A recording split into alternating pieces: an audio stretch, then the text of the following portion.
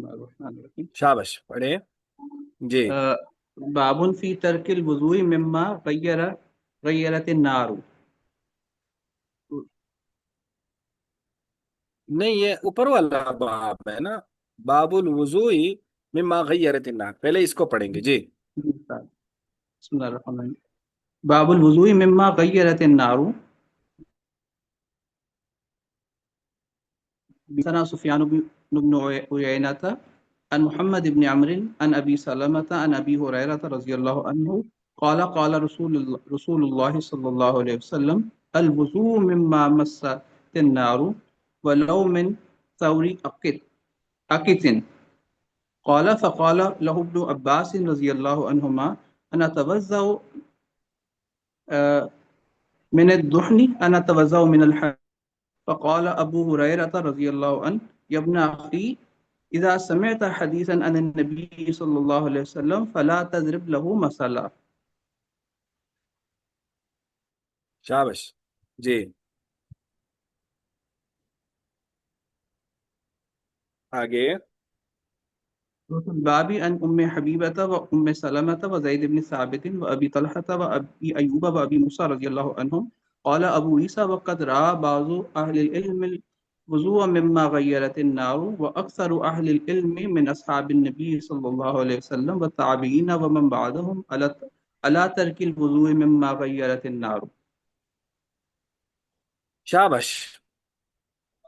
देखो ये बाब है बाबुल वुज़ूई, ये बाब है वुज़ू करना, मिम्मा उन चीजों से गय्यरतिन नार, जिन्हें आग तब्दील कर दे। यानी मतलब ये कि जो आग पर पक जाए, तो इसको मिम्मा गय्यरतिन नार कह दिया। तो हजरत अबू हुरैरा फरमाते हैं कि नबी अलैहि सलाम ने फरमाया अल वुजू, वुजू होगा मिम्मा उन चीजों से मस्सतिन नार, जिन्हें आग ने छुआ हो, वलौ मिन सौरी, अगरचे हो, मिन सौरी अकीतिन, पनीर के टुकड़े से।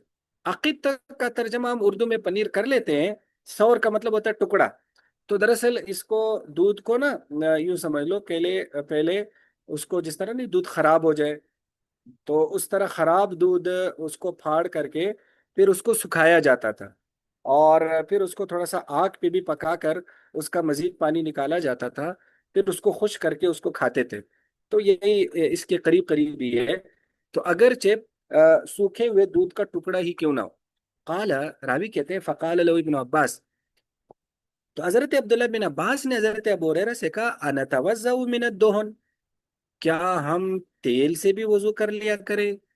अनतवज़्ज़उ मिनल हमीम, क्या हम गर्म पानी से भी फिर वजू कर लिया करें, यानी गर्म पानी पी लिया तो क्या इससे भी वजू करेंगे। फ़काल अबू हुरैरा, तो हज़रत अबू हुरैरा ने फरमाया, यब्न अखी, ए भतीजे, इदा समिअत हदीसन, जब हदीस सुनो नबी अलैहि सलाम से, फला तज़रिब लहू मसलन, तो उसके लिए मिसालें मत बयान किया करो। वो फिल बाब, अब इमाम तिरमिजी फरमाते हैं कि इस बाब में हजरत उम्मे हबीबा, उम्मे सलमा, हजरत जैद बिन साबित, अबी तला, अबी अयूब, हजरत अबी मूसा रज़ियल्लाहु अन्हुम से रिवायत है। काला अबू ईसा, इमाम तिरमिजी कहते हैं, वक़द रहा बाज़ आले इल्म, बाज़ आले इल्म आग पर पकी हुई चीज़ों से वजू के कायल है।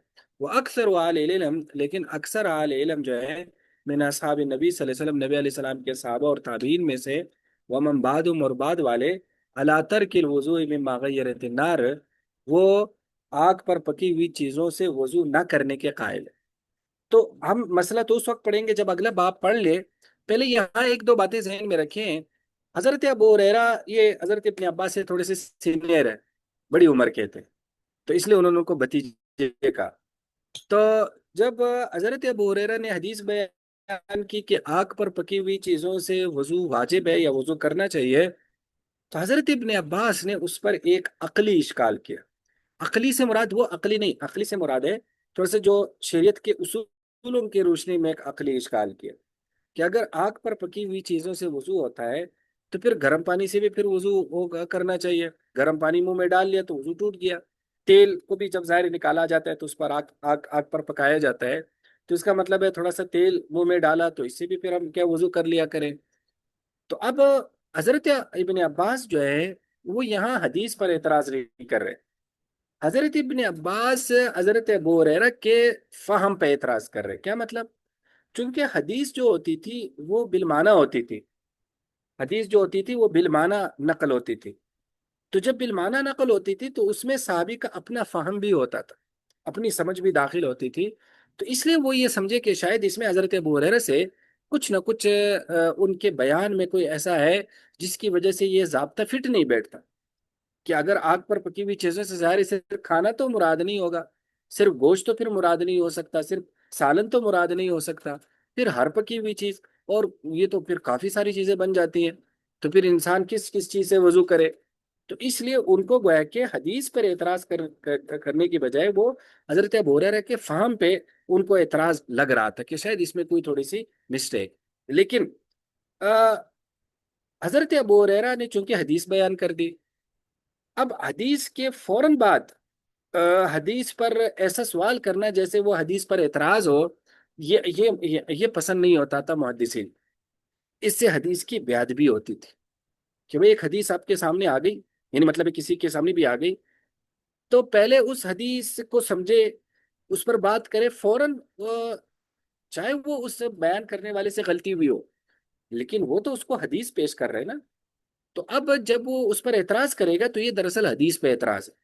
تو حدیث پہ فوراً اپنی رائے دینا، اس سے محدثین بہت زیادہ غصے ہوتے تھے اور یہ بے ادبی کے زمرے میں آتا تھا.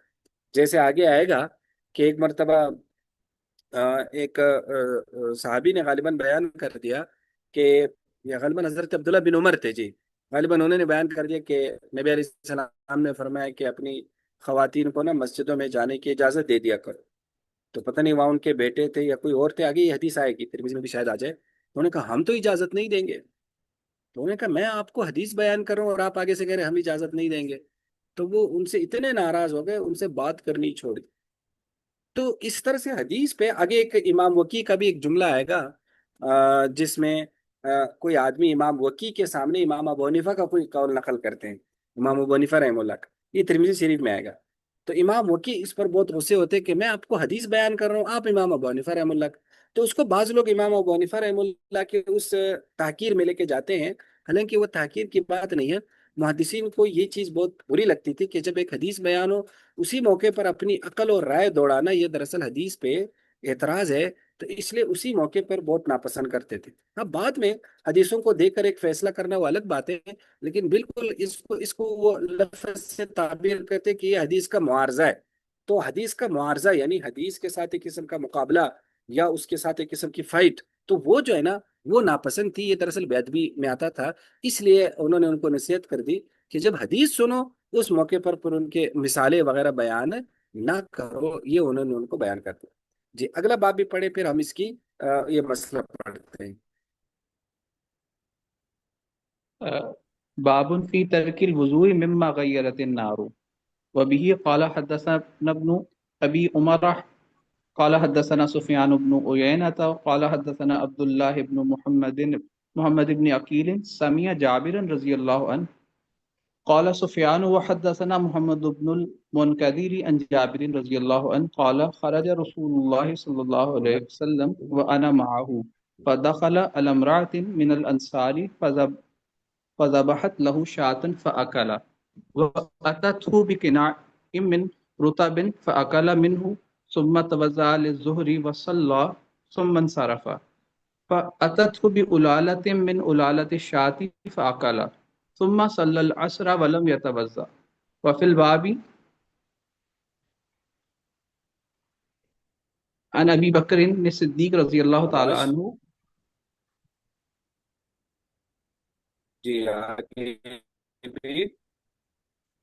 ولا يصح حديث أبي بكر وفي هذا من قبل إسناده إنما رواه حسام بن سكن عن ابن سيرين عن ابن عباس رضي الله عنهما عن ابن أبي بكر الصديق رضي الله عنه عن النبي صلى الله عليه وسلم والصحيح إنما هو عن ابن عباس عن النبي صلى الله عليه وسلم هكذا رواه الحفاظ وروي من غير وجه عن ابن سيرين عن ابن عباس رضي الله عنهما عن النبي صلى الله عليه وسلم ورواه عطاء بن يسار وإكرمة ومحمد بن عمرو بن عطاء وابن عبد الله بن عباس وغير واحد عن ابن عباس رضي الله عنهما عن النبي صلى الله عليه وسلم ولم يذكروا فيه عن أبي بكر الصديق رضي الله عنه وهذا أصح. وفي أبي هريرة وابن مسعود وأبي رافع وأم الحكم وأبي بن أمية وأم عامر وسويد بن نعمان وأم سلمة رضي الله عنهم. قال أبو عيسى والأمل على هذا عند أكثر أهل العلم من أصحاب النبي صلى الله عليه وسلم والتابعين ومن بعدهم مثل سفيان وابن المبارك والشافعي وأحمد وإسحاق أو ترك الوضوء مما مست النار وهذا آخر الأمرين من رسول الله صلى الله عليه وسلم وكأن هذا الحديث ناسخ للحديث الأول حديث الوضوء مما مست النار. राबश माशाल्लाह। देखो अब माशाल्लाह हमारे काफी सारे अबवाब हो गए। तो अब हम जो जो जिस साथी ने पढ़ना है तो अब थोड़ा सा वो हदीस की स्पीड बढ़ाएगा, वो थोड़ा सा तेज पढ़ेगा, हदर में पढ़ेगा, क्योंकि ये किताब इसी तरह से ही खत्म होगी कि उसको ना तेज पढ़ेंगे। तो हमारे मदारिस में जो आखिरी से माई होती है तो उसमें फिर बाकियों को स्किप कर दिया जाता है, सिर्फ चंद साथी ही पढ़ते हैं जो तेज पढ़ने वाले हैं।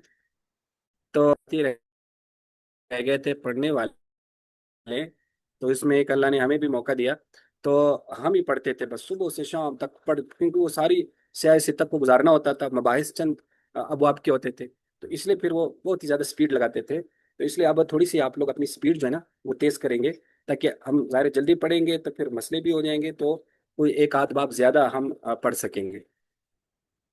तो अगर अब अगला बाब है बाबुन फी तरकिल वुजू मिम्मा गय्यरत नार। ये बाब है वुजू छोड़ देना उन चीजों से जो आग पर पकी हुई हो।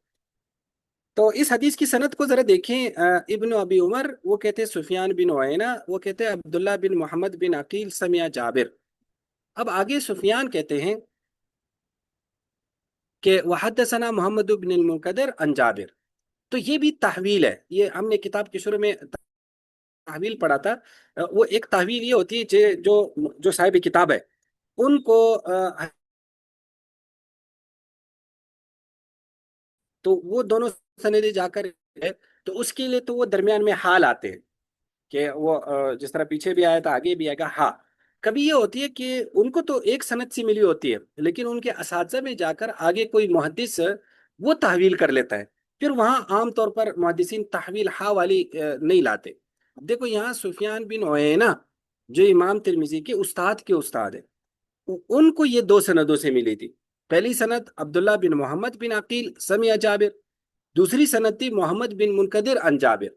तो गोया कि एक अब्दुल्ला को कहते हैं मैंने जाबिर से सुना, दूसरी रिवायत तो यहाँ भी सुफियान तावील कर रहा है। तो चूंकि इमाम तिरमिजी के बराह रास्त उस्ताद तावील नहीं कर रहे हैं, तो इसलिए यहाँ पे हा का लफ्ज नहीं लाते, बस सनद में वो साहिब किताब यूँ कह लेते हैं काल सुफियान, यानी सुफियान ने कहा कि एक तो सनद पूरी जिक्र कर दी, फिर उसकी दूसरी सनद भी जो सुफियान से उन्हें नकल की गई थी तो उसको भी जिक्र कर दिया। तो ये भी तावील की एक किस्म है, लेकिन इसमें हा वाला लफ्ज नहीं आता, ये फर्क आप ज़हन में रखना।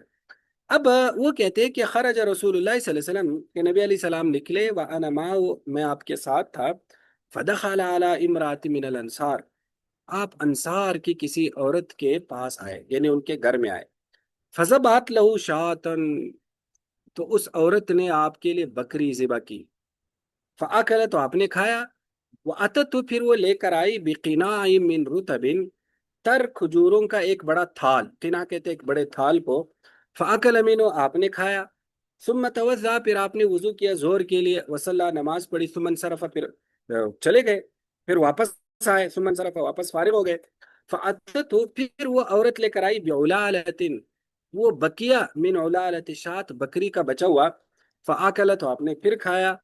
सुम्म सल्लल असर, फिर आपने असर पढ़ी। वलम यतवज़्ज़ा, और वजू नहीं किया। वो फिलबाब अन अबी बकर सिद्दीक रज़ियल्लाहु ताला अन्हु। अब देखो इमाम बुखारी ने इमाम तिरमिजी ने जो उसको पेश किया है उसमें तो आप सलाम ने देखो आग पर पकी हुई ज़ाहिर बकरी का गोश्त खाया और जोर के लिए वजू किया, लेकिन असर के लिए फिर आपने वजू नहीं किया। तो इससे मालूम हुआ आग पर पकी हुई चीजों से वजू नहीं टूटता। लेकिन ये हदीस जो है, जिस तरह मैंने आपको बताया कि हदीसों को सिर्फ फिकी हवाले से नहीं लेना, हदीसों को उस दौर का एक मुआशरा है ना, जो दौर रिसालत की जो एक सोसाइटी थी, बड़ी अजीब व गरीब उसमें चीज़ें आती है। اب آپ دیکھیے یہاں عورت کے شوہر کا ذکر نہیں ہے، ویسے یہ کئی واقعات ہیں۔ آپ علیہ الصلوۃ والسلام کے کسی صحابہ کے گھر جانا، تو اس میں بعض واقعات میں شروع میں آپ جاتے ہیں، خاتون ہوتی ہے، بعد میں شوہر بھی آ جاتا ہے۔ اس سے ایسا لگتا ہے کہ ان کا شوہر تھا ہی نہیں، وہ سارے کام خاتون خود ہی کر رہی تھی۔ تو اس سے معلوم ہوا کہ اگر خواتین بھی مردوں کی بھی جو ہے نا خدمت کر سکتی ہے مہمانوں کی، تو گویا کہ اگر ظاہر ہے حضرت جابر بھی ساتھ تھے تو نبی علیہ السلام بھی ساتھ تھے، تو ان دونوں کی وہ عورت خدمت کر رہی، اور اس میں فسا بہت اس عورت نے ذبح کیا، تو یا تو عورت نے خود ذبح کیا ہوگا، لگ ایسا ہی رہا ہے، اور اگر اس کا مجازی معنی مراد لے کہ اس نے کسی کو ذبح کرنے کا حکم دیا، لیکن ظاہر ہے یہاں ذکر نہیں ہے، تو ایسا لگتا ہے کہ وہ خود ہی سارے کام کر رہی ہے، اس لیے وہ بار بار آ رہے ہیں کہ وہ یہ چیز لے کر آئی، یہ چیز لے کر آئی۔ تو اس لیے جو اس دور کی جو ایک سوسائٹی ہے، جو دور رسالت کی، اس میں مرد اور عورتوں کے درمیان ایک حدود تھی، باؤنڈریز تھی، لیکن ایسا بھی بالکل نہیں کیا گیا تھا کہ بالکل جس کو یوں سمجھ لے کہ جیسے ایک دوسرے کے لیے ایسا ہے جیسے پتہ نہیں کیا ہو گیا، تو بلکہ ایک نارمل انداز میں وہاں ایک زندگی گزاری جا رہی تھی۔ تو اس لیے اس پہلو سے بھی اس حدیث کو آپ دیکھ سکتے ہیں۔ اب اس کے بعد وہ فی الباب کی اس باب میں حضرت ابو بکر صدیق سے روایت ہے۔ اب امام ترمذی کہتے ہیں کہ ولا یصح حدیث ابی بکر، اب حضرت ابو بکر والی حدیث صحیح نہیں ہے فی ہذا، اس موضوع میں، من قبل اسنادی، اس کے اسناد کی وجہ سے۔ کیسے؟ اب اس پر تبصرہ کر رہے ہیں کہ اس کو روایت کیا حسام بن مسک ان ابن سیرین ان ابن عباس ان ابی بکر ان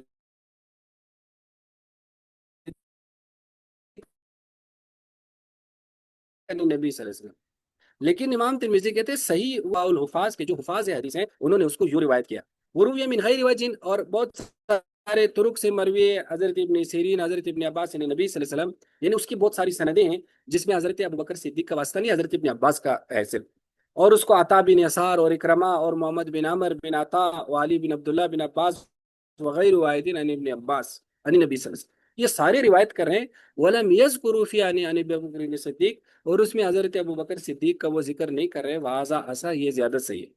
وفی الباب عن ابی ہریرہ وابن مسعود وابی رافع وام الحکم وابن ابن امیہ وام عامر، یعنی ان سب سے روایات ہے کہ جو ہے نا آگ پر پکی ہوئی چیزوں سے وضو نہیں ٹوٹتا۔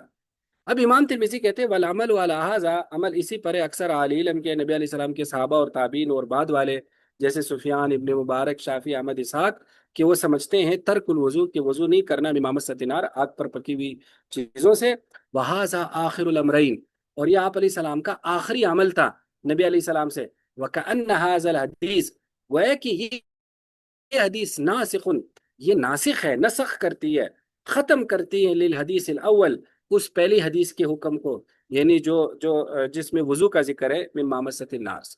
دیکھو یہ ایک فقہی ضابطہ ہے نصوص کو دیکھنے کا، احادیث کو دیکھنے کا، کہ نبی علیہ السلام کی جو حدیث بعد میں آ رہی ہوگی اور جو حدیث پہلے زمانے کی ہوگی، تو جو بعد میں آنے والی حدیث ہے اور پہلے والی حدیث کا اگر حکم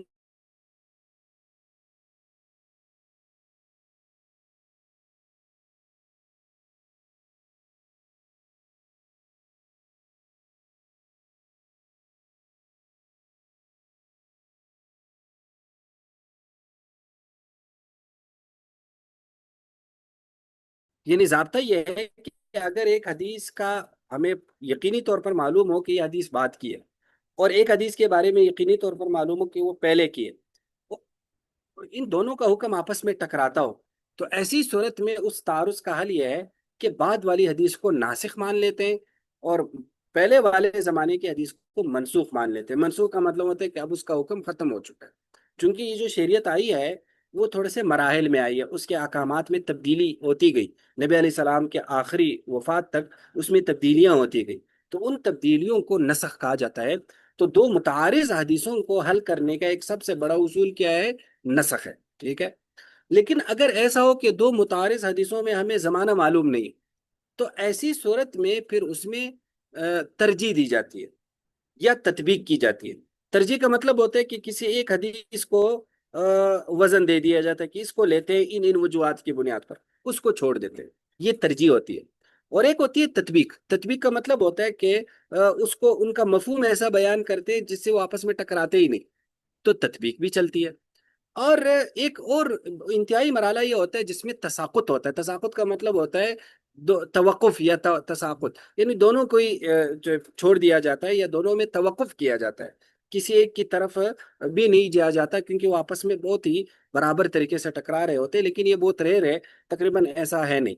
تو زیادہ تر نسخ، تطبیق اور ترجیح، ہاں اس میں پھر ائمہ میں اختلاف ہے کہ اس میں سے پہلے کس کو دیکھیں گے۔ تو نسخ کو پہلے دیکھیں گے، ترجیح کو پہلے دیکھیں گے، تطبیق کو پہلے دیکھیں گے۔ تو یہ تینوں کام کرنے پڑتے ہیں، لیکن اس میں پہلے کس کو دیکھنا پڑتا ہے تو اس میں تھوڑے سے اختلافات تو ہیں، لیکن عام طور پر متعارض حدیثوں کو حل کرنے کے یہ گویا کہ اصول ہے۔ تو اب امام ترمذی نے بھی اس کو اسی بنیاد پر حل کیا کہ یہ کام آپ نے بعد میں کیا، وضو چھوڑنے والا، تو لہٰذا یہ ناسخ ہے۔ لیکن اس میں تطبیق بھی ہو سکتی ہے، بعض محدثین نے تطبیق دی ہے۔ وہ تطبیق یہ دیتے ہیں کہ یہ جو وضو کا ذکر ہے نا ما مست النار سے، تو اس سے مراد وضو سے یہ وضو کا حکم ہر ایک آدمی کے لیے نہیں، بعض لوگوں نے تطبیق دی، بعض خاص طور پر ہمارے اکابرین دیوبند میں سے بعض حضرات نے، کہ یہ خواص کے لیے حکم ہے۔ خواص کا کیا مطلب ہے کہ جو اعلیٰ درجے کے صالحین ہیں، جو اولیاء ہیں، جو بہت بڑے فقہا ہیں، جو امت کے خواص ہے، ان کے لیے حکم ہے کہ وہ وضو۔ تو آگ یہ اللہ کے غضب کا ایک مظہر ہے، ایک علامت ہے، جہنم کی آگ اور آگ، چونکہ اسی میں پھر اللہ نے بندوں کو ڈالنا ہے آگ میں، اپنے گناہگار بندوں کو، جن پر اللہ کو غضب ہوتا ہے۔ تو یہ اللہ کے غضب کا غضب پڑ جائے تو یکدم انسان کی توجہ گویا کہ اللہ کی صفت غضب کی طرف ہو جاتی، تو اس صفت غضب کی طرف توجہ چونکہ ہو گئی، تو اس لیے ان کو چاہیے وہ وضو کرے، کیونکہ وضو اللہ کے رحمت کا مظہر ہے، اور وضو سے اللہ کا غصہ ٹھنڈا ہوگا، اور وضو میں چونکہ پانی بھی یوز ہوتا ہے تو پانی سے ظاہر آگ ختم ہوتی ہے۔ تو ایک قسم کا گویا کہ ان کے لیے یہ ہے کہ وہ اس کے بعد وضو کر لے، تاکہ وہ کیا ہو جائے، وہ جو اللہ کے غضب کے مظہر سے جو ایک ریلیشن ہو گیا، جو ایک تعلق ہو گیا کسی بھی درجے میں، تو اس کو ٹھنڈا کیا جائے، کس سے، وضو سے۔ لیکن ظاہر ہے یہ احکامات ہوتے ہیں جو ہے نا وہ خواص کے لیے۔ دیکھو ہم اپنی عام زندگی میں بھی اس کا فرق رکھتے ہیں نا، مثلاً بعض لوگ ایسے ہوتے ہیں اگر ہمیں دن میں 2 بار سلام نہ کریں تو بھی تو ہمیں ان سے شکوہ ہو جاتا ہے کہ آپ نے 2 بار سلام کیوں نہیں کیا، 3 بار کیوں نہیں کیا۔ بعض لوگ ایسے ہوتے ہیں کہ اگر وہ ایک ہفتہ بھی سلام نہ کرے تو ہمیں ان سے شکوہ نہیں ہوتا۔ کیوں ہم یہ فرق کیوں روا رکھتے ہیں؟ کیونکہ وہ ہمارے خواص ہوتے ہیں اور کچھ خواص نہیں ہوتے۔ تو ایسی شریعت کے بہت سارے احکامات میں خواص اور عوام کا فرق رکھا گیا۔ لیکن یہاں ایک اور اصول ذہن میں رکھنا ہے، وہ اصل خواص کے لیے، کہ خواص اپنا یہ احکام پھر عوام پر لاگو نہیں کریں گے، کیونکہ یہ ان کا مزاج ہے یا ان کے لیے خاص احکام ہے۔ تو جب یہ خواص اور عوام کے احکامات میں گڑبڑ ہوتی ہے نا، تو وہ پھر مسائل پیدا ہو جاتے ہیں۔ تو ہمارے کئی سارے جو آج کل سوشل میڈیا نے اسکالرز بنائے، اسلامی اسکالرز، ان سے ایک بنیادی غلطی یہ بھی ہوتی ہے کہ وہ کتابوں میں خواص والے احکامات پڑھتے ہیں، خواص والے معاملات پڑھتے ہیں، وہ عوام کے لیے بیان کر دیتے ہیں، عوام کو سمجھ نہیں آتی کہ انہوں نے اس طرح سے کیوں کیا، تو پھر وہ پریشان سے ہو جاتے ہیں اور ایک قسم کی تذبذب کا شکار ہو جاتے ہیں۔ تو خواص کے احکامات الگ ہے۔ اب آپ کہیں گے آپ لوگوں نے اپنی طرف سے نکالا ہے، اور مذہبی طبقے نے، ایسا نہیں، یہ باقاعدہ نبی علیہ الصلوۃ والسلام کا بھی اس کا خیال رکھتے تھے۔ تو غالباً یہ غزوہ تبوک کے موقع پر ایسا بھی ہوا کہ بعض صحابہ نے اپنا سارا مال پیش کرنے کی پیشکش، آپ السلام نے ان سے سارا مال نہیں لیا، مثلاً بعضوں سے آدھا لیا، بعضوں سے تھوڑا لیا، لیکن جب لے لیا، اب حضرت ابوبکر تو صحابہ میں خواص تھے نا، تو حضرت ابوبکر کا اتنا ان کے اندر ایک کیپیسٹی تھی، اگر وہ سارا گھر خالی بھی کر دے تو لیکن ظاہر ہے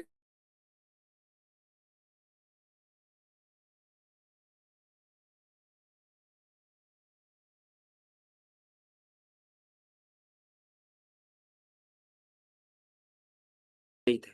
تو اس لیے جو خواص اور عوام کا حکم ہے، یہ تقریباً الگ الگ ہوتا ہے۔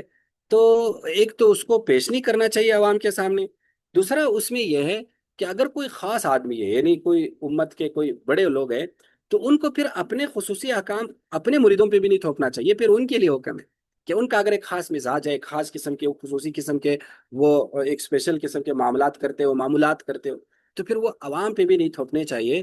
تو یہ ان کے لیے بھی یہی ہے. دیکھو نبی علیہ الصلوۃ والسلام سوم وصال رکھتے تھے. سوم وصال کا مطلب ہے آپ علیہ الصلوۃ والسلام نا درمیان میں سحری اور افطاری کرتے ہی نہیں تھے. مثلا ہم تو مثلا 12 گھنٹوں کا روزہ رکھتے ہیں. ہم مثلا 24 گھنٹوں کا، بسا اوقات 48 گھنٹوں کا روزہ رکھ لیتے ہیں. تو بعض صحابہ نے بھی شروع کر دیا تو آپ علیہ السلام نے انہیں منع کر دیا. اب جو آپ خود کر رہے صحابہ کو منع کیوں کر رہے؟ کیونکہ آپ کو پتا تھا کہ صحابہ یہ نہیں کر سکیں گے. تو آپ تو خواص میں سے تھے، تو آپ کے لیے احکامات بہت سارے الگ تھے. مثلا آپ کے لیے تہجد فرض تھی، امت کے لیے فرض نہیں تھی. تو یہی ہوتا ہے کہ جو خواص، چونکہ آپ علیہ السلام صحابہ کے بھی نسبت خواص تھے، پھر صحابہ میں کچھ خواص تھے، پھر اسی طرح ہر معاشرے میں کچھ خواص ہوتے ہیں، کچھ عوام ہوتے ہیں. تو ان کے احکامات میں بھی اسی طرح کے کیا ہوتے ہیں، فروق ہوتے ہیں. تو کچھ لوگ اس کو اس تناظر میں دیکھتے ہیں، اگر تطبیق والا لے لے کہ وہ اس لیے خواص کا حکم ہے، ہر ایک کے لیے اس کا حکم نہیں ہے. اب یہ مسئلہ سمجھ میں آ گیا تقریباً. اب اس پر ائمہ اربعہ کا اتفاق ہے کہ آگ پر پکی ہوئی چیزوں سے وضو نہیں ٹوٹتا. جی پڑھیں آگے.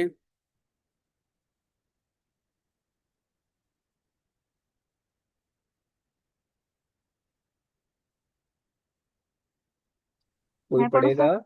صاحب؟ جی جی شاباش پڑھیں، کوئی بھی پڑھے.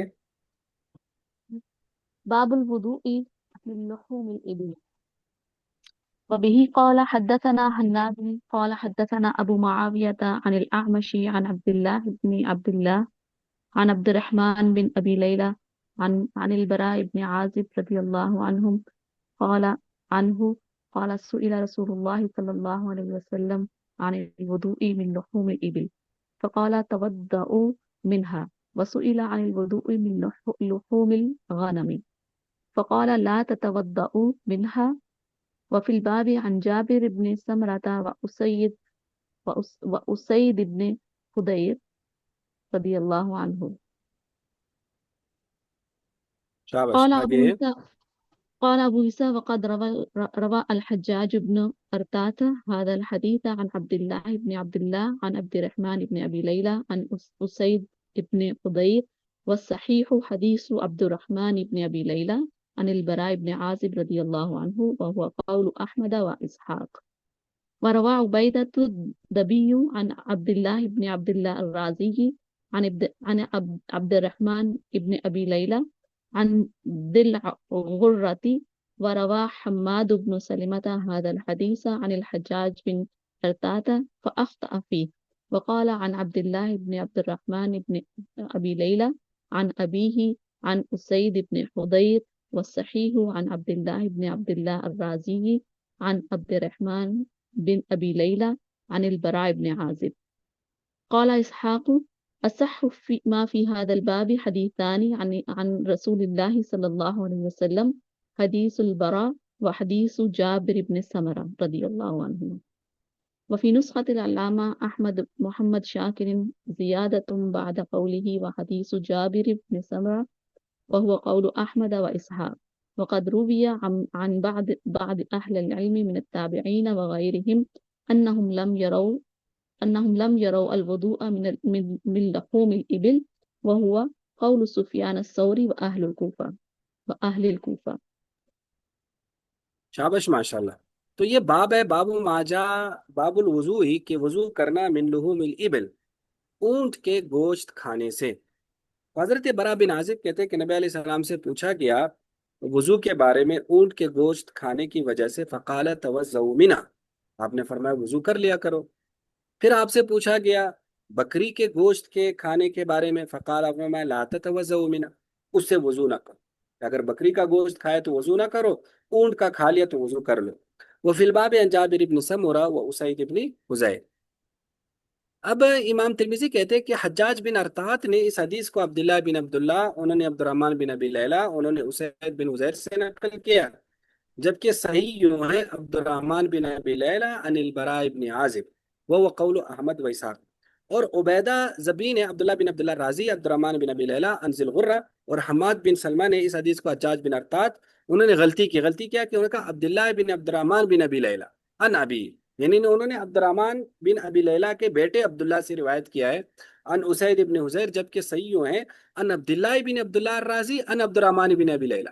یعنی یہ عبداللہ الگ ہیں اور عبد الرحمن بن ابی لیلہ الگ ہیں، تو انہوں نے اس جو الگ عبداللہ تھا اس کو عبد الرحمن بن ابی لیلہ کا بیٹا بنا دیا، اور پھر انہوں نے کہا عبداللہ بن عبد الرحمن بن ابی لیلہ ان ابی، جبکہ وہ عبداللہ الگ راوی ہے اور عبد الرحمن بن ابی لیلہ یہ الگ الگ راویوں سے ہیں، باپ بیٹے سے نہیں۔ انل برا ابن عازب، تو اسحاق کہتے ہیں کہ اس باب میں صحیح دو حدیثیں نبی علیہ السلام سے، ایک برا حضرت برا والی اور ایک جابر بن سمورہ والی، جبکہ احمد محمد شاکر کے نسخے میں حدیث جابر کے بعد یوں الفاظ ہیں کہ یہ احمد اسحاق کا قول ہے، اور بعض عالم تابعین وغیرہ یہ کہتے ہیں کہ وضو لحوم الابل سے نہیں ہے، یہی سفیان ثوری اور اہل کوفہ کا قول ہے۔ دیکھو حنابلہ اور امام اسحاق وہ یہ کہتے ہیں کہ اونٹ کے گوشت کھانے سے وضو ہوگا، اگر کسی آدمی نے اونٹ کا گوشت کھایا تو وضو کرنا پڑے گا، لیکن احناف اور شوافی وغیرہ کے نزدیک اونٹ کا گوشت کھانے سے وضو نہیں ہے۔ اب ظاہر ہے حدیث تو آ رہی ہے کہ اس سے وضو کرنا ہے، تو اب اس کی ہم کہ کیا جواب دیتے ہیں احناف وغیرہ؟ بعض تو یہ جواب دیتے ہیں کہ یہ دراصل پارٹ ہے مما غیرت النار کا، یعنی مما غیرت النار جو ہے وہ دو حصوں میں منسوخ ہو گئے، پہلے حصے میں آگ پر پکی ہوئی ساری چیزیں سوائے اونٹ کے گوشت کے، بعد میں پھر اونٹ کے گوشت والا حکم بھی گویا کہ منسوخ ہو گیا، گویا کہ جب مما غیرت النار والا حکم منسوخ ہو گیا تو اس میں اونٹ کا گوشت بھی کیا ہو گیا، اس کے کھانے سے بھی گویا کہ وہ بھی ساتھ وہ ختم ہو گیا، تو یہ دراصل اسی مسئلے کا ہی ایک حصہ تھا، تو جب وہ مسئلہ ختم ہو گیا، وہ حکم ختم ہو گیا، تو یہ بھی خود بخود کیا ہو گیا، ختم ہو گیا، گویا کہ یہ ہم کرتے ہیں نسخ پہ۔ جبکہ بعض لوگ کہتے ہیں کہ نہیں، یہ وضو کا حکم یہاں وضو سے مراد ہے وضو لغوی۔ وضو لغوی کا مطلب ہوتا ہے کہ ہاتھ دھونا اور خاص طور پر کلی کرنا، کلی کرنا، تو اس میں کلی کرنا اونٹ کے گوشت سے اس لیے ہے کیونکہ بعض روایت میں یہ بھی الفاظ ہے کہ اس میں چکناہٹ زیادہ ہوتی ہے، تو چکناہٹ کی وجہ سے اس کے ذائقے یا اس کے اثرات جو ہے نا وہ منہ میں رہیں گے، تو اس کے بعد انسان صحیح طرح سے قرات نہیں کر سکے گا، تو اس لیے فرمایا کہ اس سے وضو کرو، اور بعض میں یہ دودھ سے بھی یہی حکم ہے، وضو لغوی کا حکم ہے، تو بعض میں بعض صحابہ نے اس طرح سے کر کے دکھایا کہ اونٹ کا گوشت کھایا اور پھر کلی کی، تو انہوں نے کہا یہ وہ والا وضو ہے جو اونٹ کے گوشت کھانے سے وضو کا حکم ہے، یہ وہ والا وضو ہے، تو گویا کہ وضو سے مراد یا وضو لغوی مراد ہے کہ ہاتھ دھونا اور کلی کرنا، تو بعض نے یہ معنی ملا، جبکہ بعض حضرات یہاں یہ کہتے ہیں کہ وضو کا جو یہ حکم ہے یہ استحبابی ہے، وجوبی تو نہیں ہے، لیکن مستحب ہے کہ وضو کرے۔ اب اونٹ کے گوشت سے وضو کیوں کرنا ہے؟ تو اس کی وجہ یہ کہ اونٹ کا گوشت بنی اسرائیل پر حرام تھا، اور حضرت یعقوب علیہ السلام نے اس کو اپنے اوپر حرام کیا تھا، تو بعد میں بنی اسرائیل میں بھی یہ حرام چلا آ رہا تھا، تو اللہ نے اس امت پر اسے حلال کر دیا، تو اس امت پر حلال کرنے کا گویا کہ ایک شکریہ بنتا ہے کہ امت اس سے وضو کر، تو اس لیے بعض حضرات نے وہ استحبابی حکم اسی حوالے سے اس کو لیا ہے، لیکن بہرحال جمہور کے نزدیک اونٹ کا گوشت کھانے سے بھی وضو نہیں ٹوٹتا، تو یہ اس کی توجیحات۔ اب سمجھ میں آ گیا یا نہیں آیا؟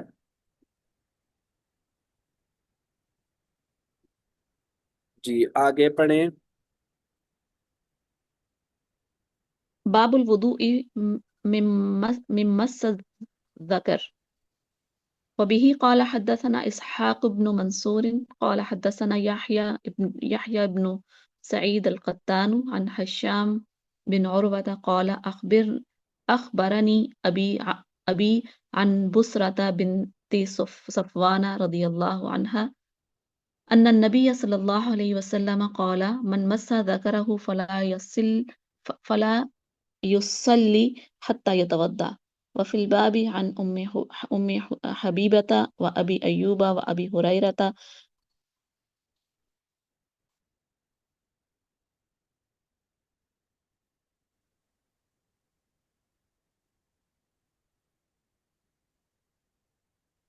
سکرین جی بھی آ جی رہی ہے جی اب نظر آ گئی جی یہ جی بات؟ جی وفي الباب عن أم حبيبة وأبي أيوب وأبي هريرة وأروى ابنتي أنيس وعائشة وجابر وزيد بن خالد وعبد الله بن عمرو رضي الله عنه. قال أبو عيسى هذا حديث حسن صحيح هكذا رواه غير واحد مثل هذا عن هشام بن عروة عن أبيه عن بسرة رضي الله عنه. وروى أبو سامة وغير واحد هذا الحديث عن هشام بن عروة عن أبيه عن مروان عن بسرة رضي الله عنه عن النبي صلى الله عليه وسلم قال حدثنا بذلك إسحاق بن منصور أخبرنا أبو أسامة بهذا.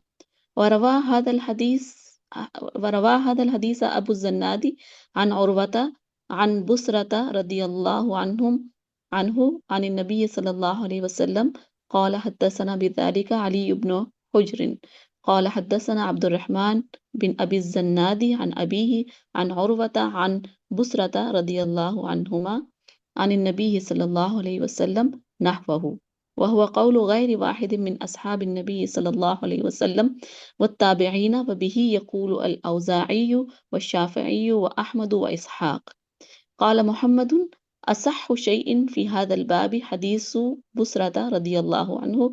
وقال أبو زرعة حديث أم حبيبة رضي الله عنها في هذا الباب أصح، وهو حديث العلاء ابن الحارث عن مكحول عن بسة ابن أبي سفيان عن أم حبيبة رضي الله عنها.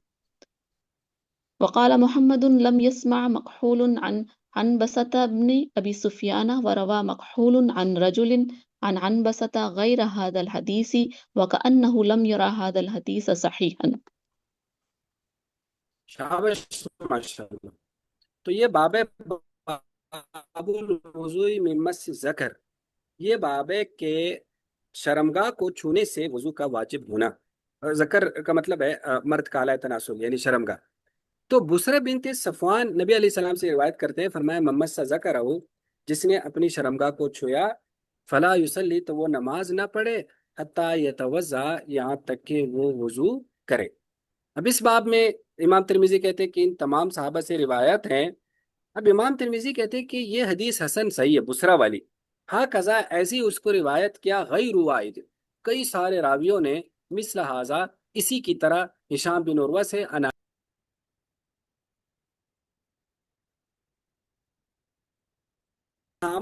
और बहुत सारे रावियों ने इस हदीस की रिवायत कर दिया हिशाम बिन उर्वा से, उन्होंने अपने वालिद उर्वा से, उन्होंने मरवान, उन्होंने बुसरा से. देखो थोड़ा सा फर्क समझो. पीछे क्या था? पीछे ये था कि उर्वा रिवायत कर रहे हैं डायरेक्ट बुसरा बिनते सफवान से, ठीक है. यहाँ क्या आ रहा है कि उर्वा रिवायत कर रहे हैं मरवान से, मरवान रिवायत कर रहे हैं बुसरा से. दरमियान में मरवान वो मरवान बिन हकम जो एक खलीफा गुजरा है, उनका वास्ता है. अब वो कहते हैं हदसना बिज़ालिक इस्हाक़ बिन मंसूर अखबरना अबू उसामा बिहाज़ा, जबकि अबू जिनाद ने वो उर्वा से, वो बुसरा से. अब वो उसकी सनद बयान कर रहे हैं पूरी. और अब आगे इमाम तिरमिज़ी कहते हैं वो वक़ौल या अल्लाह.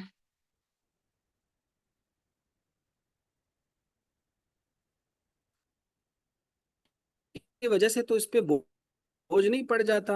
ऐसी ये वजह तो नहीं है कि ये बिल्कुल डिस्कनेक्ट हो जाता है. जी. तो अब जी तो अब इमाम तिरमिजी कहते हैं वो वक़ौल गैर वाहिदिन, ये बहुत सारे सहाबा और ताबीन का कौल है. यही इमाम औज़ाई, इमाम शाफी, इमाम अहमद इसहाक़ का कौल है.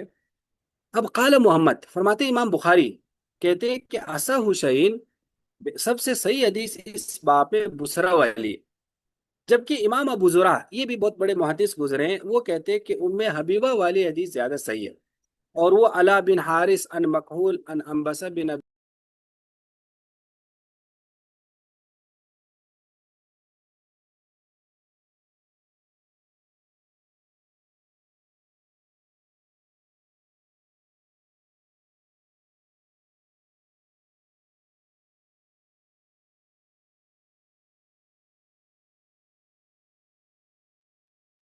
ये डिस्कनेक्ट भी नहीं होता. कोई ऐसा है जो किताब को शेयर करे? ये किसी के पास नहीं है ये किताब? ये वजह तो नहीं है. یہ بھی ٹرائی کریں گے پھر.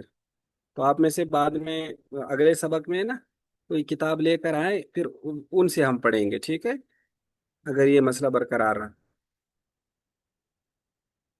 اب امام بخاری نے دیکھو، امام بخاری نے ام حبیبہ والی سند کو کیوں نہیں لیا؟ امام بخاری نے کہا نا بسرا والی زیادہ صحیح ہے. اب وہ امام ترمذی اس کی وجہ بتا رہے ہیں کہ وقال محمد ہے، امام بخاری کہتے ہیں کہ مکحول نے انبسہ بن ابی سفیان سے نہیں سنا، کیونکہ اس کی سند کیسی ہے، آپ سند دیکھیں، ان مکحول ان انبسہ بن ابی سفیان ان ام حبیبہ. تو مکحول کو انبسہ بن ابی سفیان سے سماع حاصل نہیں ہے، جبکہ مکحول ایک آدمی سے روایت کرتے ہیں، وہ انبسہ سے. اس حدیث کے علاوہ ایک حدیث ہے جس میں درمیان میں ایک آدمی کا واسطہ ہے، تو وَكَأَنَّهُ لَمْ يَرَ هَذَا الْحَدِيثَ صَحِيحًا، گویا کہ انہوں نے اس وجہ سے اس حدیث کو صحیح نہیں سمجھا. یہ بات سمجھ میں آ گئی کہ امام بخاری نے بسرا والی حدیث کو ترجیح دی ہے، ام حبیبہ والی حدیث کو ترجیح نہیں دی، کیونکہ اس میں مکحول روایت کر رہے ہیں انبسہ سے، اور امام بخاری کے نظر میں مکحول کو انبسہ سے سماع حاصل نہیں، تو کہ اس حدیث میں ایک واسطہ گرا ہوا ہے، تو جب گرا ہوا ہے تو لہٰذا وہ حدیث صحیح نہیں ہے. اب یہاں تک بات سمجھ میں آ گئی یا نہیں آئی؟ یہ آپ اگلا باب بھی پڑھیں، پھر یہ کافی 3 باب ہیں، پھر ان سب میں ہم مسئلہ اکٹھا کرتے ہیں. یہ دراصل کافی اصولی مسئلہ ہے نواقض وضو کے حوالے سے، اور اس میں کچھ تفصیلات بھی ہے، پچھلے حدیث بسرا میں بھی کچھ تفصیلات ہے، اس حدیث کا پس منظر ہے.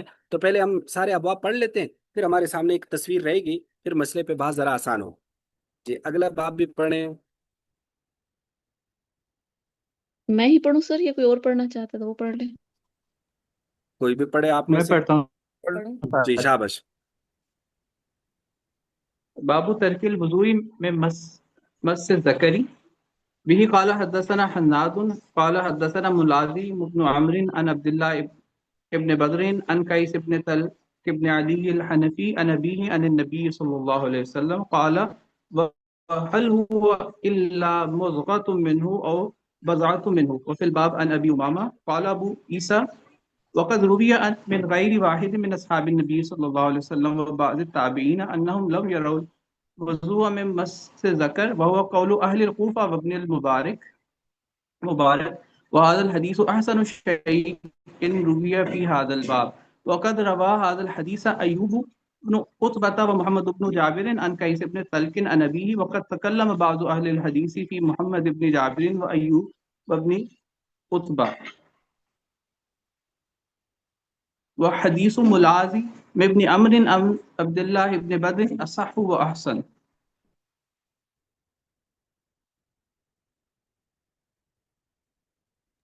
شابش. یہ باب ہے باب ترک الوضو، کہ وضو کا چھوڑ دینا ممت سے ذکر، شرمگاہ کے چھونے سے.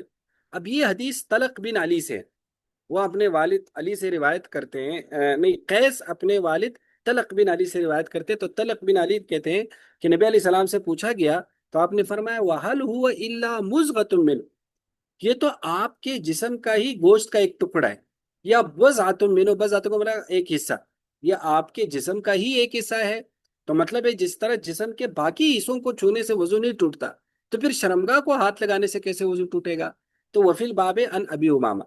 اب امام ترمذی کہتے ہیں کہ بہت سارے صحابہ اور بعض تابعین وہ وضو من مس ذکر کے قائل نہیں ہیں. یہ آل کوفہ اور ابن مبارک کا قول ہے، اور یہ حدیث احسن شیء زیادہ احسن ہے جو اس موضوع میں روایت ہے. اور اس حدیث کو ایوب بن عتبہ، محمد بن جابر، وہ بھی قیس بن طلق نبی سے، اور بعض حضرات نے محمد بن جابر اور ایوب بن عتبہ میں کلام کیا ہے، یعنی ان کے نزدیک یہ راوی کچھ ضعیف ہیں. اور ملازم بن عمر عن عبداللہ بن بدر وہ زیادہ اصح ہے، یعنی دوسری سند کی بجائے وہ پچھلی سند زیادہ صحیح ہے. دیکھو اس کو تھوڑا سا یوں سمجھ لو.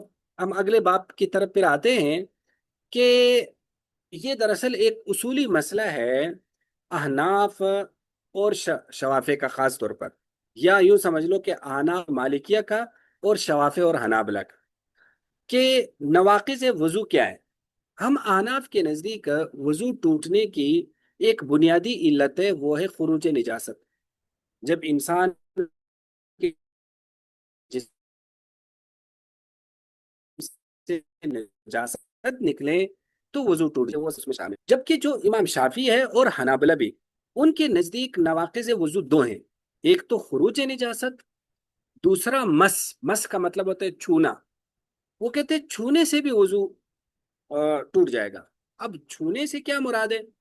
وہ کہتے ہیں چھونے میں دو چیزیں شامل ہیں، ایک ہے کہ مرد ہو یا عورت وہ اپنی شرمگاہ کو چھو لے تو اس مس سے بھی وضو ٹوٹ جائے گا۔ دوسرا یہ ہے کہ مرد عورت کو چھو لے، تو جب مرد کسی عورت کو چھوئے گا تو اس سے بھی وضو ٹوٹ جائے گا۔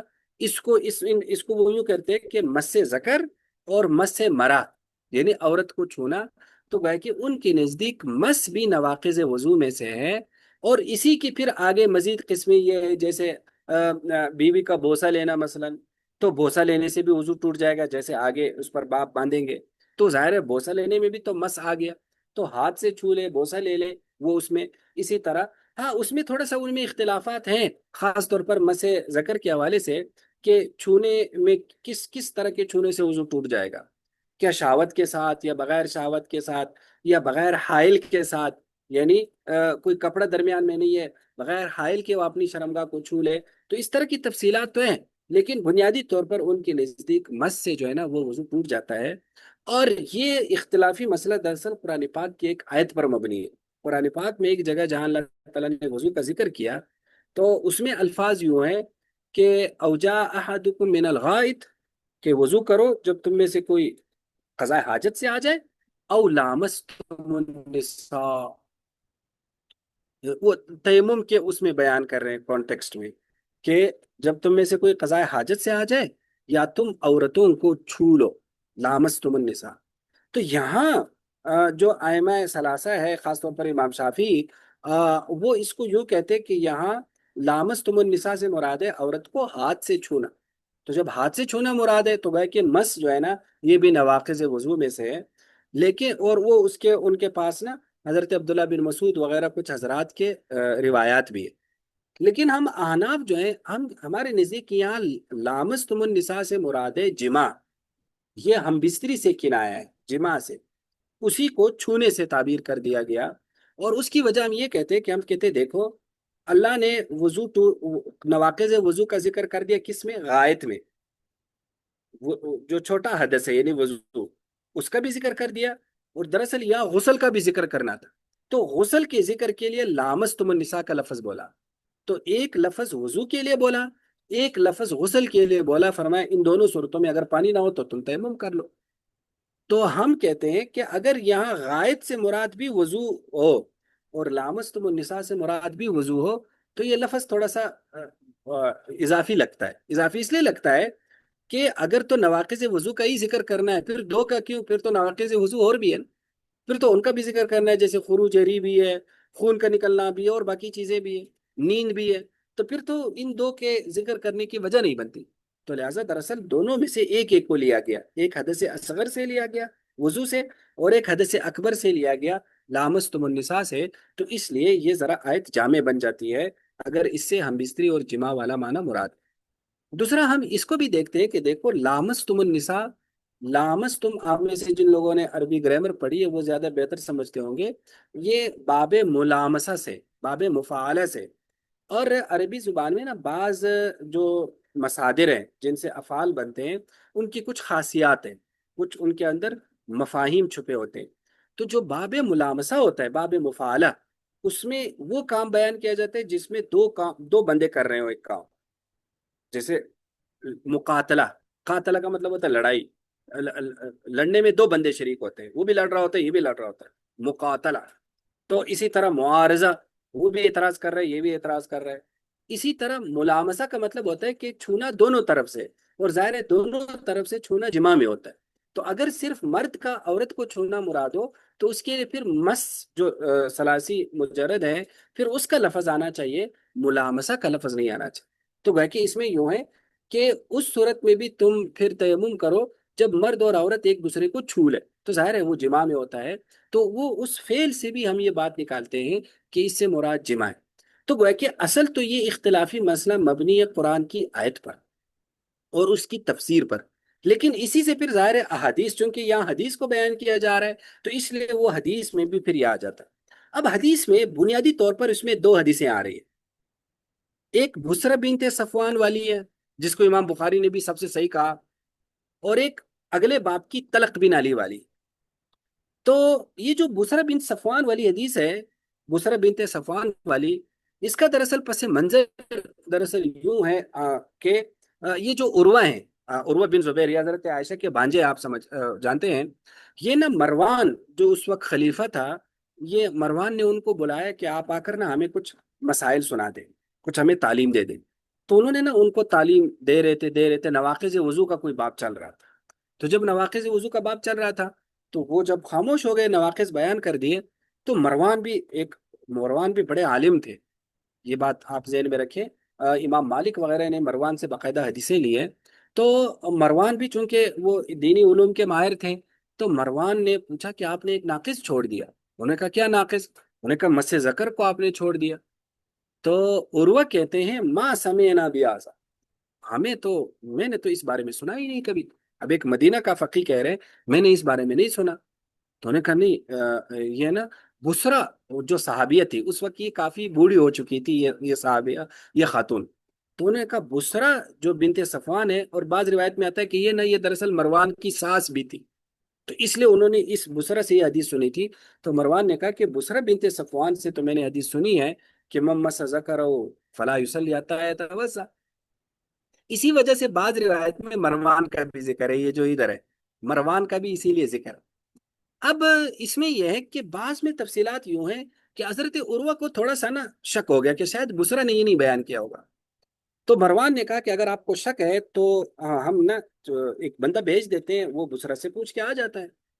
تو کہتے ہیں ایک شرطی، ایک ایک پولیس والے کو، یا ایک جو اس وقت سیکورٹی پہ مامور تھا، اسی بندے کو روانہ کیا گیا غالباً حضرت عروہ کے ساتھ۔ تو یا اس کو بھیجا، اس سیکورٹی والے کو بھیجا اور جا کر کہا کہ بسرا سے لے کر آ جاؤ یہ کنفرمیشن کہ یہ حدیث کیا انہوں نے بیان کی یا نہیں۔ تو جب وہ حضرت بسرا کے پاس گئے تو انہوں نے کہا کہ ہاں یہ حدیث ہے، تو انہوں نے آ کر مروان کو بتا دیا۔ اب اس میں محدثین یوں کہتے ہیں کہ دیکھو، وہ جو شرطی گیا تھا، وہ اب اس شرطی پہ ہم کیسے اعتماد کریں؟ شرطی تو اس خلیفہ کی رضامندی کے لیے بھی کچھ گڑ سکتا تھا۔ اب پتہ نہیں، اب بسرا تو اس وقت بوڑھی ہو چکی تھی، پتہ نہیں ان کس انداز میں بیان کر دیا، کیا کر دیا۔ تو اس لیے وہ جو شرطی نے معاملہ تھوڑا سا گڑبڑ کر دیا۔ ظاہر ہے محدثین تو بڑے محتاط قسم کے لوگ تھے، وہ حدیث میں ان طرح کے واسطوں کو بالکل نہیں وہ کرتے تھے۔ تو اس لیے ہم کہتے ہیں پوری سند دراصل یوں ہوگی کہ مروان ان رجل ان بسرا، کہ مروان ایک آدمی سے روایت کر رہے ہیں، وہ بسرا سے۔ اب وہ آدمی نامعلوم ہے، شرطی ہے، پتہ نہیں اس نے کیسا۔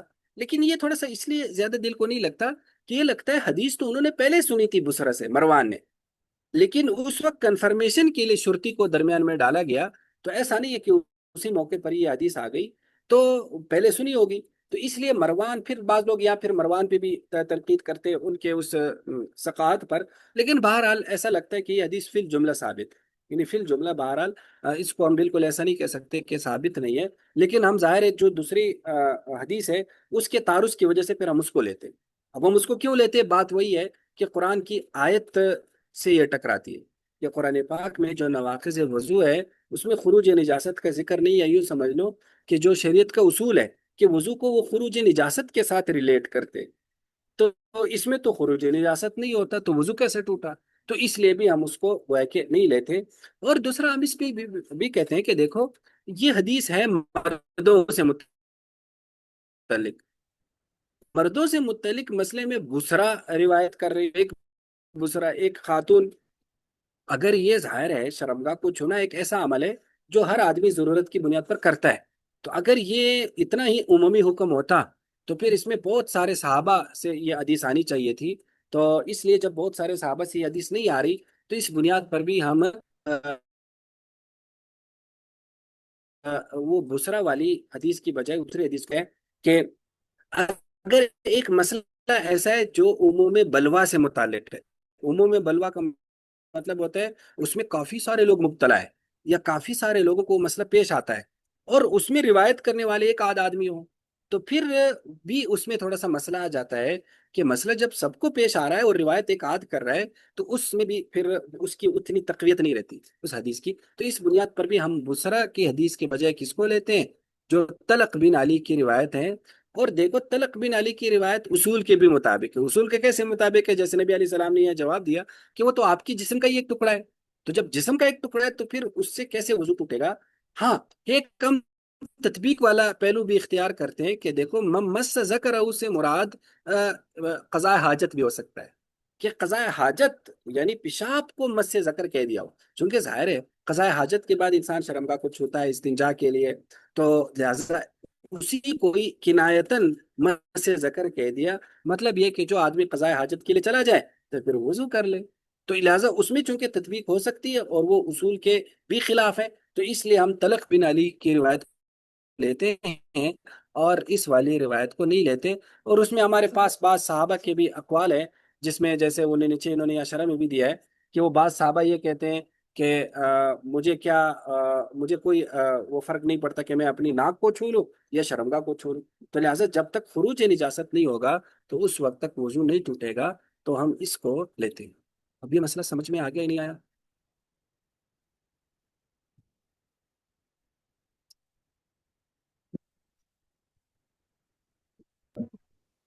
جی سر۔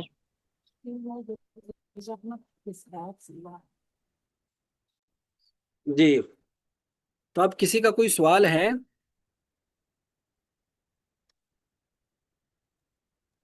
السلام علیکم استاد جی۔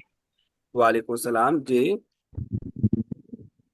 استاد جی اونٹ کی گوشت کے حوالے سے تھوڑا سا یہاں پر نہیں، یہ سعودیہ میں بلکہ پورے گلف میں یہ بہت کامن ہے، ہمارے ساتھ اکثر جس طرح یہ ہاشی بولتے ہیں اونٹ کے بچے کی گوشت کو نا، تو اس کی چاول وغیرہ جب کھاتے ہیں اور یہ لوگ ساتھ ہوتے ہیں تو کھانے کے فوراً بعد اگر وہاں نماز پڑھنی ہے تو یہ لازم وضو کرتے ہیں، اور ہماری طرح سب دیکھتے ہیں کہ ہم نہیں کرتے، اگرچہ ہم یہ ابھی پتہ چلا لیکن ہم اکثر ان کو بول رہے ہیں کہ ہمارے ہاں نا یہ اس کی ہے گنجائش، تو ان کو ذرا نہیں عجیب لگتی ہے، تو اس کے بارے میں سے تھوڑا سا فرما دیجیے کہ اس کی ریزن کیا ہے، مطلب کوئی بظاہر کوئی حکمت اس کی ہے یا مطلب بینگ جس طرح حکم شری کے طور پر؟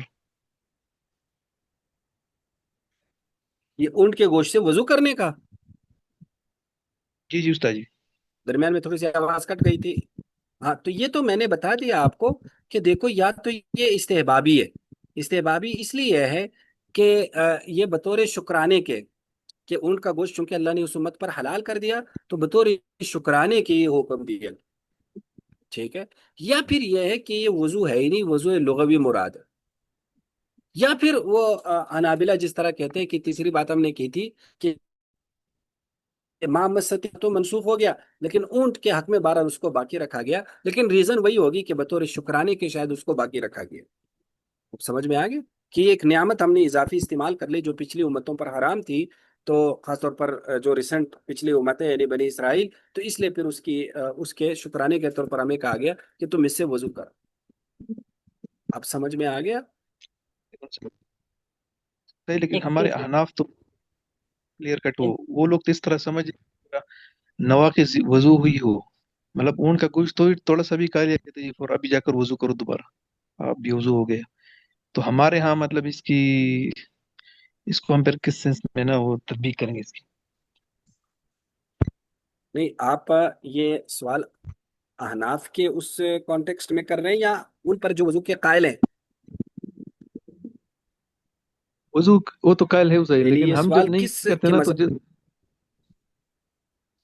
میں صحیح اس سینس میں کر رہا ہوں کہ ہم مجلس میں جب بیٹھے ہیں اور ہم یہ دو کالے اور وضو نہ کرے تو وہ عجیب سے نا عیب کی نظر پر وہ دیکھتے ہیں کہ بھائی آپ لوگ کیوں اس طرح نہیں کرتے؟ اب ظاہر ہے چونکہ ان کا ایک معمول ہے نا، تو ان کا ایک معمول ہے وضو کرنے کا، تو انہیں عجیب تو لگے گا نا، جیسے جس طرح ہمارے یہاں مثلاً اگر کوئی ایک رکعت وتر پڑے تو ہمیں معمول عجیب تو لگتا ہے نا، تو لہٰذا جو ایک معاشرے میں ایک چیز رائج نہ ہو تو جب خواہ وہ شریعت میں ہو یا دوسرے فقی کا مذہب ہو لیکن وہ عجیب لگتا ہے نا، تو اس لیے ان کو عجیب لگنا ایک نیچرل ہے نا، چونکہ وہ شروع سے ہی جب جیسے وہ ان کا گوشت کھاتے ہیں وضو کر لیتے ہیں، تو لہٰذا ان کو یہ عجیب لگے گا۔ بات سمجھ میں آ گئی؟ جس طرح ہمیں عجیب لگتا ہے کہ ان کا خون نکلا اور وہ وضو نہیں کرتے نا، ہمیں عجیب لگتا ہے، ہمیں یہ عجیب لگتا ہے کہ یہ کیسے ان کا خون نکل رہا ہے اور وضو نہیں کرتے، تو لہٰذا یہ عجیب لگنا تو میرے خیال میں ایک نیچرل ہے یا نہیں نیچرل؟ جی وہ صحیح۔ حنفی ہوتے تو ان کو عجیب نہ لگتا۔ سمجھ میں آ گیا؟ جی، اصل میں ہوتا ہی ہو کہ جو بھی سوسائٹی میں ایک چیز نہیں ہوتی یا انسان نے بچپن سے اس کو نہیں کیا ہوتا ہے تو جب دوسرے لوگ کرتے ہیں تو پھر عجیب ہی لگتا ہے، تو اس لیے ان کو عجیب لگتا ہے کہ کیوں نہیں کرتے، جس طرح ہمیں ان کا وہ خون سے وضو نہ کرنا عجیب لگتا ہے، تو ورنہ تو اس میں آپ نے دیکھا کہ یہ گویا کہ اس کی توجیحات ہے باقاعدہ وضو کرنے کی، اور اس اصل میں ہم مسئلے میں میں سے بھی ہمارے ساتھ ہمارے شوافے بھی ہے نا۔ جی جی جی کیا؟ میں کہہ رہا تھا ویسے بھی ہمارے حناف کے بارے میں جنرلی مشہور ہے نا کہ بھائی ہم تعویل کرتے ہیں حدیث کی کہتے ہیں ہم حناف جو ہے نا حدیث کی بہت تعویل۔ ظاہر ہے تعویل تو کرنی چاہیے نا، وہ اصولوں کی روشنی میں تعویل کی جاتی ہے۔ تو یہ اب آپ دیکھ رہے ہیں اناف کے یہاں بھی حدیثیں ہوتی ہے نا، اناف کے پاس بھی ایسا نہیں ہے کہ بالکل بلا اس کے ہیں، تو زیادہ تر اصولوں کی روشنی میں بعض ایسی روایت کی تعویل اناف کر لیتے ہیں۔ اصل میں صحیح یہ دیکھو، یہ کوئی ہاں یہ ایسا بھی نہیں، یہ عجیب بھی نہیں ہے، اس لیے کہ تعویل کے بغیر چلتا بھی نہیں ہے نا۔ یعنی حدیثیں ہم تک آ تو گئی ہیں، لیکن اب ان کو ایک اصولی شکل میں جب آپ پروئیں گے تو کچھ نہ کچھ تعویل اور کچھ نہ کچھ چیزیں، جس طرح وہ بھی تو کچھ لوگوں چیزوں پر وہ بھی تو تعویل کرتے ہیں نا۔ تو دراصل وہ مشہور ہم زیادہ ہو گئے آنا، ورنہ تعویل سب کرتے ہیں، یہ جو سارے ائمہ اربعہ ساری ہی تعویلات کرتے ہیں۔ تو ظاہر ہے جو حدیث ان کے اس مسئلے کے خلاف ہوگی اس کو تو جسٹیفائی کریں گے نا، تو اسی جسٹیفیکیشن کو ہی تعویل کہہ دیا جاتا ہے۔ یعنی حدیث کو تو کوئی بھی نہیں چھوڑتا، لیکن وہ اس لیے کہ میں نے حدیث نہیں چھوڑی، میں نے دراصل اس کی تعویل اس لیے کی جاتی ہے تاکہ وہ حدیث کا چھوڑنا نہ ہو، کہ بھائی اس بنیاد پر میں نے اس حدیث کو نہیں لیا اور اسے تو بیوقوف نہیں لے سکتے، جب نہیں لے سکتے تو کسی ایک میں تو تعویل کرنی پڑے گی۔ اب سمجھ میں آ گیا؟ جی جی صحیح شکریہ۔ چلو جی، اور کسی کا ہے کوئی سوال؟ جی سر، میں یہ کہنا چاہ رہی تھی کہ جی یہ جو مرد اگر عورت کو چھو لے تو وضو ٹوٹ جاتا ہے۔ سر جب ہم حج عمرے پہ جاتے ہیں تو وہاں پہ اتنا رش ہوتا ہے کہ اگر مرد جو ہے بیوی کا ہاتھ چھوڑ دے تو وہ تو گم جاتی ہے، تو اس وجہ سے پھر دونوں ہاتھ پکڑ کے طواف کرتے ہیں، سارے ارکان جو ہے اسی طرح ادا کر رہے ہوتے ہیں، ادھر تو پھر نہیں ٹوٹتا۔ ہاں بالکل، اصل میں ان کے آگے وہ قبلہ میں یہ مسئلہ آ جائے گا اگلے سبق میں، اس میں وہ بھی تھوڑی سی تفصیلات لگاتے ہیں۔ کچھ وہ کہتے ہیں اجنبی عورت کو چھونے سے وضو ٹوٹتا ہے، کچھ ایسا شرط لگاتے ہیں کہ شہوت کے ساتھ اگر اپنی بیوی کو چھونا ہے تو تفصیلات، بالکل مطلق چھونے سے بہت کم وہ قائل ہیں، وہ بھی تھوڑے سے قیود لگاتے ہیں۔ قیود بھی کچھ بلا حائل کا کہتے ہیں کہ کپڑے کے ساتھ نہ ہو، بغیر کپڑے کو، تو اس طرح سے ان کے ہاں بھی ہیں۔ میں ان کو ذرا وہ تفصیلات انشاءاللہ ہم وہ قبلے والے مسئلے میں بیان کریں گے۔ قبلہ والا مسئلہ دراصل اسی سے متعلق ہے، لیکن چونکہ ہمارے ہاں تو چونکہ وضو ہی نہیں ہے، تو اس لیے کم از کم ایک حنفی کو اس میں زیادہ مسئلہ نہیں ہے نا حج اور عمرے میں۔ سر وہاں تو میں نے دیکھا ہے کسی کو بھی نہیں ہے، سب ہاتھ پکڑ کے کر رہے ہوتے ہیں۔ یعنی اس کا مطلب ہے کہ وہ لوگ بھی نہیں کرتے، تو وہ پھر انہیں قیودات میں آ جاتے ہیں، ہم وہ قیودات کریں گے، وہ شاید وہ ان قیودات کی وجہ سے ان کے ہاں پھر وضو وہ نہیں کرتے ہوں گے۔ سمجھ میں آ گیا؟ جی سر، جزاک اللہ۔ جی، اور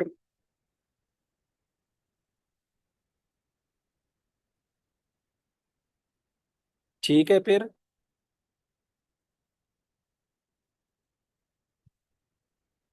کوئی سوال نہیں ہے؟ اگر ہے تو کر سکتے ہیں۔ ٹھیک ہے استاد جی جزاک اللہ خیر۔ چلو جی ٹھیک ہے، السلام علیکم ورحمۃ اللہ۔ تکرار ضرور کر لیں، یا کم از کم ایک مرتبہ ضرور دہرائیں۔ انشاءاللہ۔